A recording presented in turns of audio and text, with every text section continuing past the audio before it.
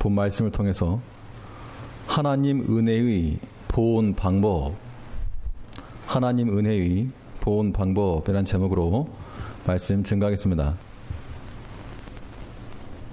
따뜻한 물의 온기를 잃지 않으려면 이 보온병을 보통 사용하게 되는데, 그 원리는 중간에 진공 상태를 두는 겁니다. 그래서 이 내부의 열기가 밖으로 빠져나가지 못하도록 막아줌으로써 보온이 되는 건데, 우리가 하나님의 은혜를 오랫동안 유지하기 위해서도 잃어버리지 않아야 됩니다. 받는 것만큼이나 잘 유지하고 지켜나가는 것이 중요한데요. 그러려면 말 그대로 진공 상태, 바깥과 접촉되지 않은 그런 상태가 있어야 한다는 겁니다.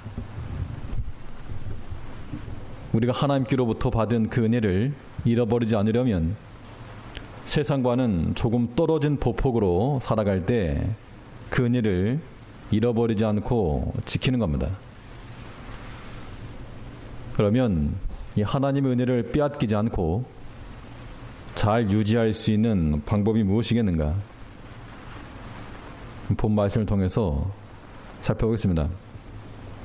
오늘 본문에는 네 사람이 등장하는데, 첫 번째는 하솔 왕 야빈, 두 번째는 여사사였던 드보라, 세 번째는 바락, 그리고 마지막 네 번째는 야엘. 이 네 사람을 통해서 우리가 하나님의 은혜를 지키고 유지할 수 있는 방법이 무엇인가를 살펴보겠습니다. 첫째로, 하나님의 은혜를 우리가 잘 지키려면 우리에게 무엇이 필요한가? 먼저는 이 남김없는 순종이 하나님의 은혜를 지켜낸다는 겁니다. 우리가 하나님 말씀에 다 순종하는 사람들인데, 근데 하나님께서 우리에게 요구하시는 것은 99%가 아니고 100%를 원하신다는 겁니다. 우리 입장에서는 99, 그것도 힘든 거고 대단한 건데, 신경 많이 쓴 건데, 그런데 하나님께서는 99 하나 남겨놓은 거, 그거 말고 100을 갖고 오너라. 그래서 우리가 하나님 앞에서 전부를 드리지 못하면 전무와 같은 겁니다. 오늘 본문 4장에서도 이스라엘 백성들의 범죄함으로 인하여 하나님께서 그들을 압제 가운데로 몰아가셨는데, 근데 4장 1절을 보니까 에우스의 죽은 후에 이스라엘 자손이 또 여호와의 목전에 악을 행하매, 이 반복적인 모습이 나오고 있는 겁니다. 예전에도 범죄했을 때 심판하시고 그들의 부르짖음에 구원하셨는데, 온리를 통해서, 또 에웃을 통해서, 또 삼가를 통해서 하나님께서 태평성대를 주시니까 또 죄를 범하고 우상을 섬김으로 하나님 목전에 악을 행했다는 겁니다. 그 결과 하나님께서 은혜를 주셨던 그 약속의 땅에서의 평안을 다 잃어버리고 도리어 고난과 압제에 들어갔습니다. 2절에서 여호와께서 하솔에 도읍한 가나안 왕 야빈의 손에 그들을 파셨는데, 그 군대 장관은 이방 하로셋에 거하는 시스라요, 야빈 왕은 철병거 900승이 있어서 20년 동안 이스라엘 자손을 심히 학대한 고로 이스라엘 자손이 여호와께 부르짖었더라.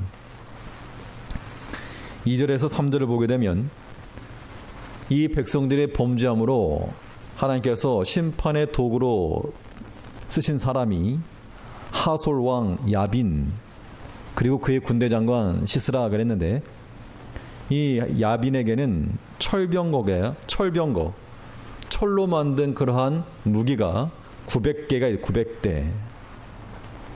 그 당시 철기 문화가 시작되었을 텐데, 이 철병거를 900대를 가지고 있었다는 겁니다.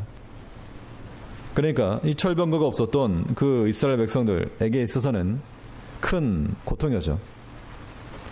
근데 여기서 한 가지 더 눈여겨볼 것은 이 백성들이 이 고난 당한 것은 첫 번째 원인은 그들의 죄 때문이요. 또 철병거의 괴로움을 당한 것. 다른 고난보다도 심히 학대했다 그랬죠. 이 3절 중반에 보니까 20년 동안 이스라엘 자손을 심히 학대하는 거로. 그러니까 다른 왕들이 압제할 때보다 더 큰 압제였다는 겁니다. 이런 고난을 당한 것은 그들의 불순종 때문이었다는 겁니다. 남김없이 다 순종하지 못하고 남겨놓은 그 얼마가 도리어 그들을 고난 가운데 빠뜨리게 한 겁니다. 배경이 되는 부분이니까 여호수아서 한번 찾아보시면 여호수아 11장입니다. 여호수아 11장 한번 보시죠. 사사기 앞에 여호수아 11장 337쪽입니다. 337쪽. 여호수아 11장 13절 10절부터 보시면 여호수아 11장 10절부터 보니까 하솔은 본래 그 모든 나라의 머리였더니 그때 여호수아가 돌아와서 하솔을 취하고 그 왕을 칼날로 쳐 죽이고 그 가운데 모든 사람을 칼날로 쳐서 진멸하여 호흡이 있는 자는 하나도 남기지 아니하였고 또 불로 하솔을 살랐으며 여호수아가 그 왕들의 모든 성읍과 그 모든 왕을 취하여 칼날로 쳐서 진멸하여 여호와의 종 모세의 명한 것과 같이 하였으되 13절 여호수아가 하솔만 불살랐고 산 위에 건축된 성읍들은 이스라엘이 불사르지 아니하였으며. 자, 여기는 이 여호수아 군대가 가나안 정복 전쟁에 들어갈 때 지금 남방을 치고 북방에 올라온다는 소리를 듣고 하솔 왕 야빈이 그 당시 그 지역에 있어서는 가장 강력한 세력이었는데 하솔 왕 야빈이 이제 군사들을 모은 겁니다. 주변 부두 국가들 다 모은 거죠. 그런데 하나님께서 이 여호수아 군대를 통해서 하솔을 취하고 그 왕을 죽이고 병거를 불살랐다 그랬습니다. 자, 그런데 13절 있는 것처럼 여호수아가 하솔만 불살랐고 산 위에 건축된 성읍들은 이스라엘이 불사르지 아니하였으며. 그러니까 이제 산 꼭대기 더 남은 거 저거 얼마 되지 않는다. 우리가 지금 이 하솔을 이겼기 때문에 저 얼마 남지 않은 저 사람들 얼마든지 우리가 컨트롤할 수가 있고 힘의 논리에서 이겼다. 그래서 하나님께서 진멸하라고 하신 그 부족에 대해서 그냥 남겨뒀다는 겁니다. 산 위까지 올라가려면 또 힘들기도 하니까 저 정도는 얼마든지 내 손으로 막아낼 수 있을 것이라고 생각한 것인데 근데 이것이 철병거를 맞는 원인이 되었다는 겁니다. 그러니까 가나안 왕이라고 그랬죠. 가나안 왕. 가나안 땅이 어떤 땅입니까? 하나님께서 그의 백성들을 그 조상적부터 약속하신 대로 은혜로 주신 땅입니다. 당연히 그 땅에 들어가서 하나님 주신 은혜를 가지고 그 땅을 누리며 살아야 될 것인데 도리어 가나안 왕에게 지금 압제를 나오고 있다는 겁니다. 그러니까 하솔 입장에서 보자면 이미 예전에 우리 조상 쪽에 그 우리 조상 왕이 이름은 다 똑같이 야빈이지만 이건 왕의 칭호입니다. 예전 우리 조상의 왕이 이스라엘 여호수아 군대에 아주 모욕을 당했는데 이제 내가 갚아주마. 인간적인 마음이 그렇잖아요. 우리가 한번 받았으니까 내 갑절로 갚아주마. 그래서 학대가 더 심했다는 겁니다. 여기서 우리가 알 수 있는 것은 무엇인가 하면 하나님께서 우리에게 이 약속의 땅을 주시고 가나안 땅 아닐지라도 하나님께서 우리에게 은혜를 주시는 것들이 있다는 겁니다. 그런데 우리의 범죄함과 또 남겨놓은 불순종 100% 행하지 못하는 그 모든 것들이 하나님의 은혜를 상실하게 만드는 겁니다. 우리 개인의 신앙생활이나 혹은 가정이나 교회나 하나님 안에서 평안과 화평과 즐거움이 있어야 마땅할 것인데 근데 만약 우리 마음속에 죄를 범하면 이 관계가 깨어지게 돼 있다는 겁니다. 하나님께서 우리에게 명하신 것에 대해서는 내 선에서 적당히 마무리할 그런 생각하지 말고 우리는 하나님의 뜻에 따라 남김없이 끝까지 순종하는 것이 이 세상과의 거리를 둔 영적 진공 상태를 유지하는 것이요, 하나님이 주신 그 은혜를 유지하는 길이 되는 겁니다. 그 조상적 포트 약속하였고 또 얻은 그 땅을 거기서 이제 도리어 철병고 900승에 압제를 당하고 있으니 참 상황이 안 됐다는 겁니다. 그런데 여기서 한 가지 소망은 그 상황에서 이제 다시 하나님을 또 찾았다는 겁니다. 3절 하반절에 보니까 이스라엘 자손을 심히 학대한 거로 이스라엘 자손이 여호와께 부르짖었더라. 그러니까 이스라엘 백성, 이 백성들만 보게 되면 참 한심하다, 또 죄를 졌는가 이렇게도 보겠지만 하나님의 관점에서 보자면 하나님께서 이들을 버리지 않으셨구나, 포기하지 않으시고 기다리시긴다 이겁니다. 우리가 다 연약하여서 하나님 앞에 범죄하기 쉽고 또 인간적 생각이 나서 나태하기 쉽지만 하나님께서 우리 버리지 않으신다는 겁니다. 포기하지 않으시고, 때로 우리가 고난을 당하기도 하고 또 심히 학대를 받는 그런 상황에 처할지라도 이것은 하나님께서 우리를 미워하심의 표시가 아니요, 우리를 포기하지 않으시고 버리지 아니하시는 하나님의 사랑임을 우리가 알아야 하는 겁니다. 불순종이라고 하는 것은 은혜의 상실이요, 남김없는 순종은 은혜를 유지하는 길인 줄 알고 하나님 뜻과 그 말씀에 온전히 순종할 줄 아는 우리가 되어야 되겠습니다. 두 번째로, 하나님의 은혜를 빼앗기지 않고 잘 유지할 수 있는 방편이 무엇인가? 두 번째는 이 드보라 이 사사를 통해서 우리가 생각해 볼 수 있겠는데, 말씀에 근거한 행동이 은혜를 지킨다는 겁니다. 사람의 경험이나 아니면 유력한 사람의 조언이나 이런 것이 아니고 하나님 말씀에 근거한 판단, 결단, 이런 것이 우리에게 은혜를 유지시켜준다는 겁니다. 우리의 모든 언행이 사람의 생각에 기초한 것이 아니라 하나님 말씀을 기반으로서 서 나아가야 되겠습니다. 오늘 본문에 보면 이 네 번째 사사, 이 드보라가 나오고 있는데, 이 드보라는 특별히 여자 선지자다라고 말하고 있습니다. 여자 사사. 그러니까 온일부터 시작해서 에훗은 왼손잡이라고 그랬죠. 삼갈은 딱 한 절 기록되어 있는, 소모는 막대기, 막대기를 들었다는 얘기 자체가 이 목동 출신 자체도 귀하지 않고 아무튼 약한 사람이었다는 겁니다. 또 그 당시 고대 시대에 왼손잡이만큼이나 큰 가치를 여기지 않았던 여자 사사를 통해서 하나님께서 역사하셨다는 겁니다. 4절을 보시면 그때 라피도스 안에 여선지 드보라가 이스라엘의 사사가 되었는데, 철병고 900대를 앞세운 야빈의 권세 아래서 다 갑절의 고통을 당하고 있었는데, 그때 다른 사람들 다 주저하고 있을 때 여선지자 드보라가 나서서 하나님 말씀으로 판단하고 행동했다는 겁니다. 5절을 보면 그는 에브라임 산지 라마와 베델 사이 드보라의 종려나무 아래 거하였고 이스라엘 자손은 그에게 나아가 재판을 받더라. 이 종려나무라고 하는 것이 특징적인데요, 의도적인 기록입니다. 드보라의 종려나무, 이 종려나무라고 하는 것이 대취하자 열매죠.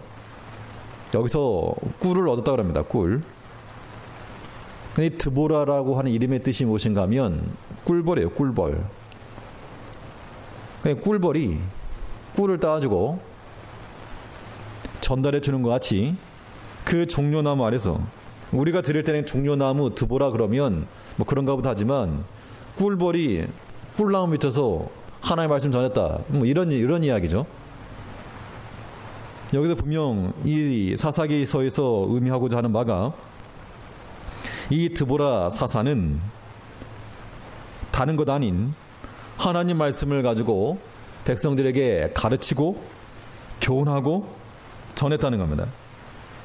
그 민족이 압제 가운데 있을 때, 역사적으로 봐도 나라가 위기 가운데 있을 때 선지자들이 일어나서, 선각자들이 일어나서 여러 가지 권면과 교훈과 강의를 하던 그런 것들이 있었는데, 이때에 참 하나님을 사랑하고 또 백성을 사랑하였던 이 선지자, 이 드보라를 통해서 하나님의 말씀이 이어져 내려오고 있다는 겁니다. 여기에 이제 소망이 있는 거죠. 상황적으로는 갑절의 고통과 큰 압박이 있었는데, 그러나 이 꿀벌, 이 여선지를 통해서 송이꿀보다 더 단 하나님의 은혜의 말씀들이 나타나서 그 말씀을 듣고 판단하였다. 재판을 받더라, 그 말은 무슨 시시잘못이 있어서 뭐 몇 년 언도한 그런 의미가 아니고, 하나님의 뜻을 물으러 나오는 거죠. 하나님의 뜻을 물으러 나오는 사람들에게 하나님의 말씀을 판별하여 증거하고 전달해 주었다, 그 이야기입니다.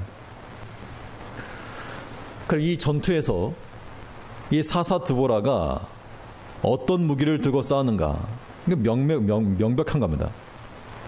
지금 이 야빈의 왕 군대 장관 시스라가 들고 있던 무기는 철병거 900승, 철병거 900대에 대한 대항마로서 다른 철제 무기를 손에 든 것이 아니고 하나님의 말씀을 들고 나갔다는 겁니다.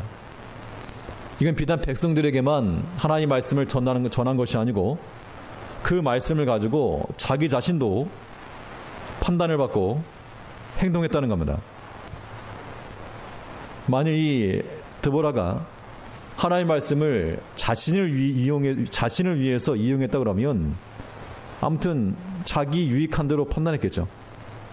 해석도 마찬가지고.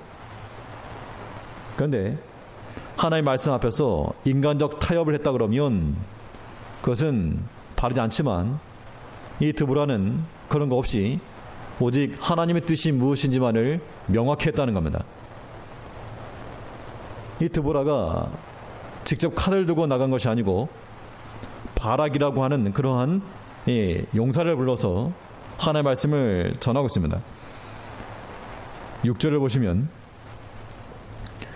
드보라가 보내어 아비노함의 아들 바락을 납달리 게데스에서 불러다가 그에게 이르되, 이스라엘 하나님 여호와께서 이같이 명하지 아니하셨느냐, 이르시기를 너는 납달리 자손과 스불론 자손 1만 명을 거느리고 다볼산으로 가라. 여선지 드보라가 이 바락이라고 하는 장수를 불러서 납달리와 게데스, 스불론 자손들을 데리고 다볼산으로 가라. 하나님께서 이제 거기서 역사하실 것이다. 가라. 좀 가주세요. 이런 게 아니고 명령이죠. 하나님 말씀에 근거한 명령했다는 겁니다. 만약 우리가 인간적 관계에서 우선 일을 이루려면 명령이 아니고 부탁하는 것이 더 맞죠. 이렇게 좀 해줬으면 좋겠습니다. 그런데 명확한 하나님 말씀이었기 때문에 이거는 타협의 여지가 있는 것이 아니므로 가라. 6절 말씀을 보면 가라, 다볼산으로 가라, 이게 맨 마지막에 나오지만 이 원 성경에서 보면 가라 이 말부터 나오고 있습니다. 하나님의 뜻이니 순종하여 가라. 우리가 하나님 말씀을 전할 때나 들을 때 내가 듣고 싶은 말만 들으려 하지 말고, 또 사람들이 듣고 싶어하는 말만 전하지 말아야 한다는 겁니다. 하나님의 뜻을 온전히 드러내서 때로는 부담이 되고 때로는 거북함이 생기고 혹은 반발감이 들지 모를지라도 하나님의 뜻은 명확히 그대로 전해야 됩니다.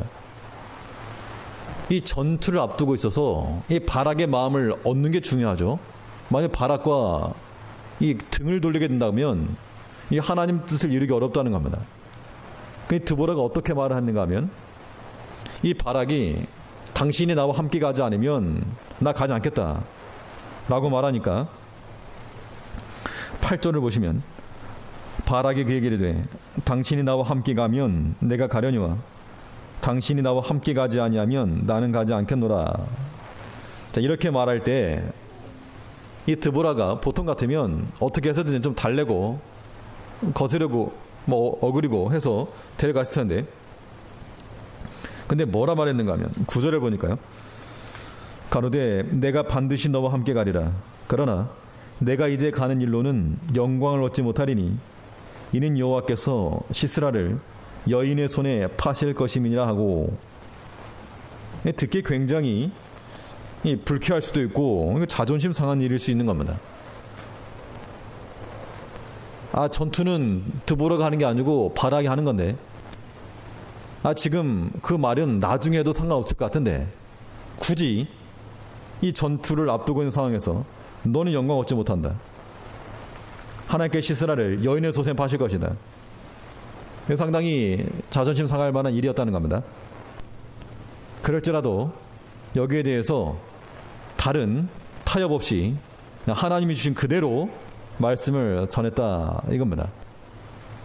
이 드보라를 통해서 알 수 있는 바, 그는 오직 하나님 말씀에 근거하여 꿀성녀 같은 그 하나님 말씀을 전하였고, 또 인간적인 생각, 또 판단 이런 것을 먼저 앞세운 것이 아니고 그런 타협은 거절하고 하나님의 뜻을 우선하여서 전했다는 겁니다. 또 본인도 행동하였다는 겁니다. 하나님 말씀에 근거한 그 행동들만이 하나님의 은혜를 지켜내는 겁니다. 아무쪼록 우리 또한 우리의 모든 말하는 것이나 행동하는 것의 그 근거를 살펴서 이것이 사람의 생각에서 나온 것이면 멈추셔야 되고, 하나님의 말씀에 근거한 것이면 우리는 지속할 줄 알아야 됩니다. 말씀에 근거한 모든 행동을 통하여 하나님의 은혜를 빼앗기지 않고 잘 유지하는 우리가 되어야 되겠습니다. 세 번째로 살펴볼 사람은 이 바락인데요. 이 바락을 통해서 우리가 알 수 있는 바, 하나님의 은혜를 잘 유지할 수 있는 방법이 무엇인가? 믿음의 수고가 은혜를 지킨다는 겁니다. 믿음의 수고를 행하라. 주 안에서의 수고는 헛되지 않는다라고 하는 확신을 우리가 가져야 되겠습니다. 이 사사기 4장 말씀을 준비하면서 가장 인상이 깊었던 부분은 바로 이 바락에 관한 내용이었는데, 사실 그 전에는 이 바락 뭐 이런 사람이 다 있나 그랬는데, 이 바락의 한 면을 우리가 좀 더 생각해 볼 필요가 있을 것 같습니다. 일단 이 민족적으로 고통받고 있던 어려운 시기에 드보라의 호출을 받고 전장에 나가려고 차출되어 나왔습니다. 그런데 문제가 무엇인가 하면 이 하나님께서 너희와 함께 할 거니까 다벌산으로 가라. 거기까지는 좋았는데 이 바락의 말이 8절에 있는 말씀처럼 바락이 그에게 이르되 당신이 나와 함께 가면 내가 가려니와 당신이 나와 함께 가지 아니하면 나는 가지 않겠노라. 이 8절 말씀을 어떻게 이해하느냐가 관건입니다. 이 말이 이 바락이 무서워서 좀 같이 가주세요, 치맛자락에 붙잡고 하는 것 같이 해석한다 그러면 우리는 더 이상 볼 것이 없지만, 근데 저는 운명을 살펴보면 그렇지 않다는 겁니다. 전쟁에 나가는 거죠. 1만 명을 거느리고 납달리와 스불론 자손 가운데 1만 명을 선출해서 전쟁에 나가려고 하는 겁니다. 그때 이 드보라가 선지자였죠. 여사사. 그럼 전쟁에 나가려고 하는 입장에서 보면 이 여자 선지자 사사가 드보라가 같이 가는 게 편할까요? 안 가는 게 편할까요? 이 어디 좋은 예는 아니겠지만 어디 무슨 싸움이 일어나가지고 옆 동네하고 무슨 옛날식으로 말하면 옆 동네하고 지금 싸움이 벌어졌습니다. 패싸움이 벌어졌습니다.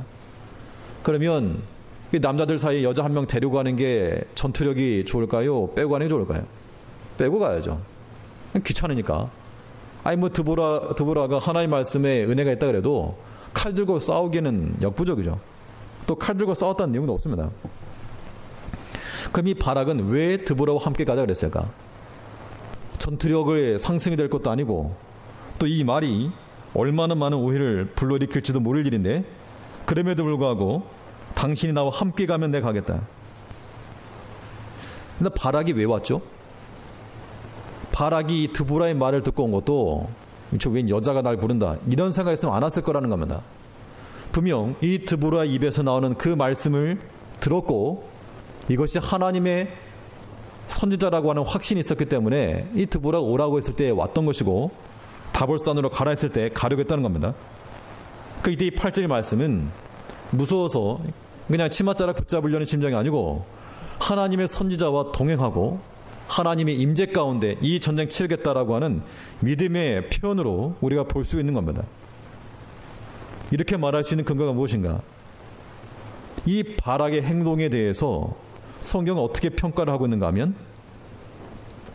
믿음으로 한 것이다 그렇게 얘기를 하고 있습니다. 여기 성경구절 한번 쳐다보시죠. 히브리서 11장입니다. 신약성경 히브리서 11장 신약성경 366쪽 신약 366쪽 히브리서 11장 32절을 보시면 32절 히브리서 11장 32절입니다. 366 32절 내가 무슨 말을 더하리요? 기드온, 바락, 삼손, 입다와 다윗과 사무엘과 및 선지자들의 일을 말하려면 내게 시간이 부족하리로다. 지금 히브리서를 기록한 저자는 이스라엘 역사를 훤히 내다보고 있었던 이 모든 구속 역사를 다 꿰뚫고 있었던 사람인데 지금 이야기를 너무 많으니까 마무리 지면서 그 인물들을 나열하고 있습니다.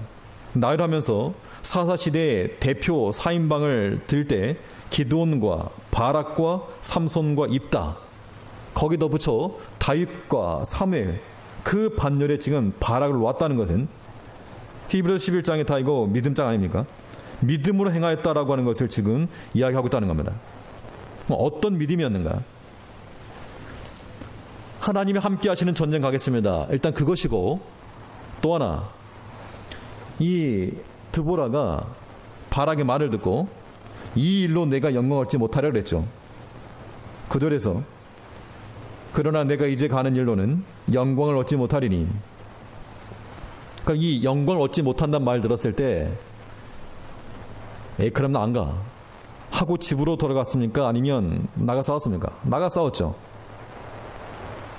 나가 싸운다는 것은 이거 무슨 철병거 900승입니다. 철병거 900개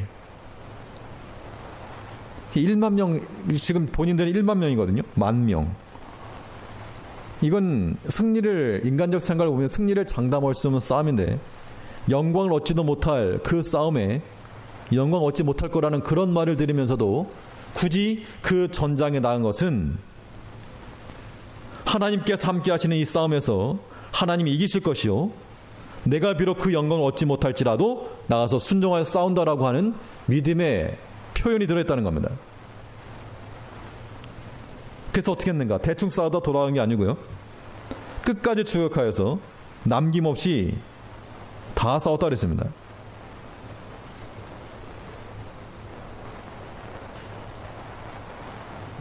15절을 보면 여호와께서 바락의 앞에서 시스라와 그 모든 병거와 그 온 군대를 칼날로 쳐서 피하게 하시매 시스라가 병거에서 내려 도보로 도망하니라.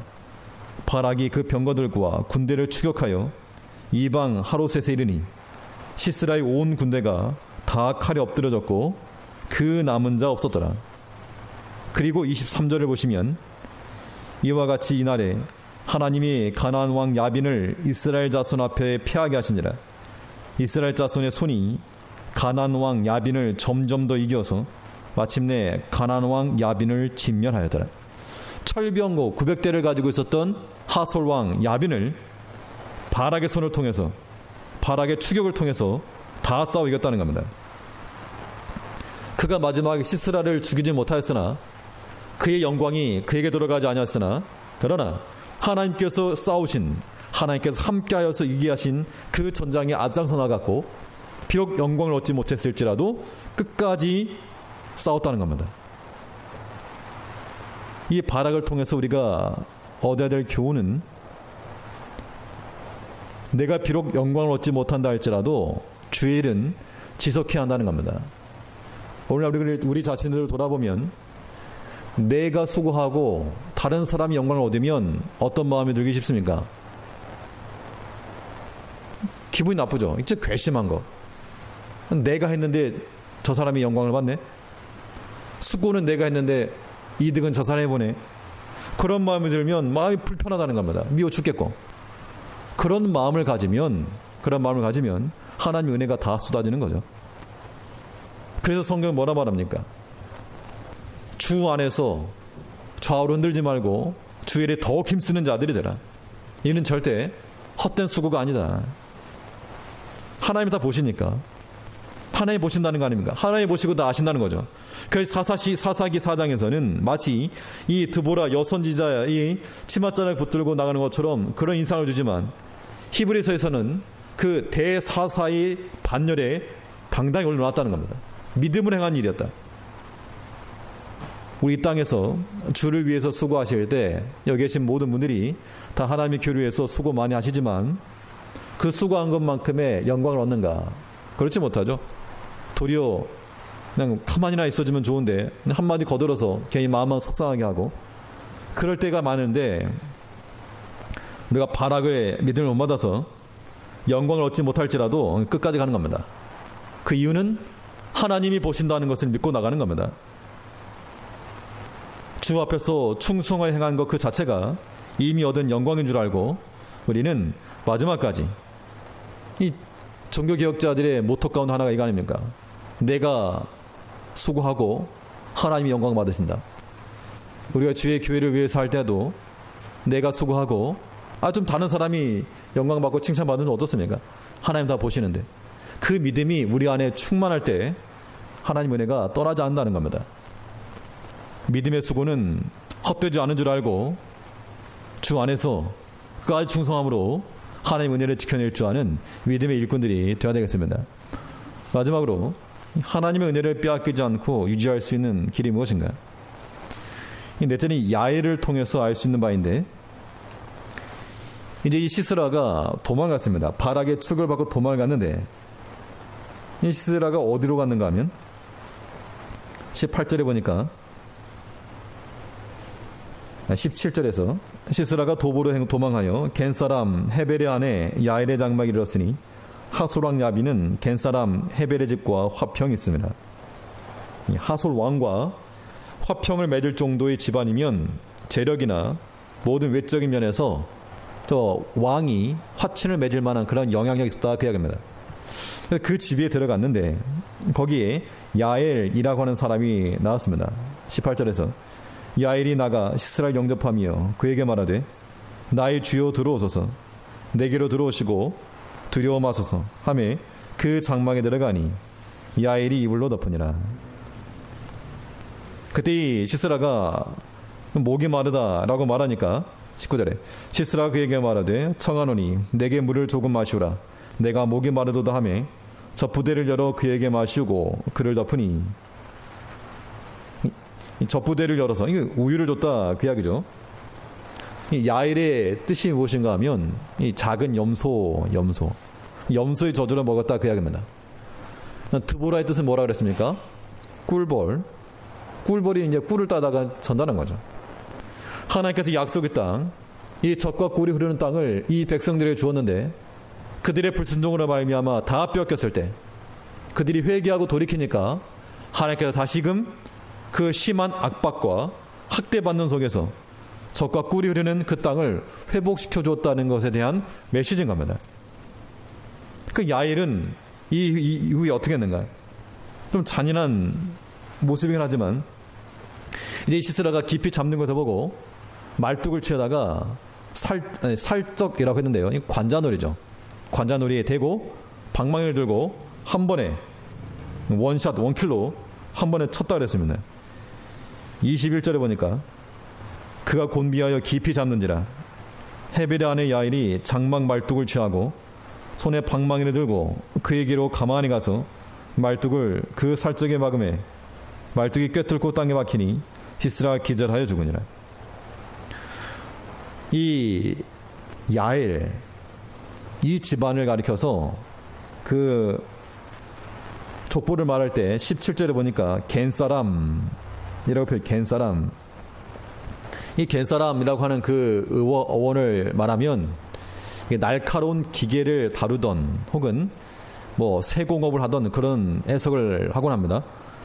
그러니까 여기서 말하는 말뚝은 나무 말뚝을 말하는 게 아니고요, 쇠 말뚝을 말하는 겁니다. 이 방망이 들고 아무튼 철을 다루고 하던 그러한 평소에 그런 훈련이 되어 있었기 때문에 한 번에 쳤지, 이거 한 번에 쳐서 찌르기 쉽지 않은 겁니다. 즉 야일의 입장에서는 지극히 평범한 거죠. 저 부대를 열어서 우유를 제공하고, 따뜻한 우유를 먹고 양털 덮으니까 그냥 노릇노릇해져가지고 깊이 잠들었다는 겁니다.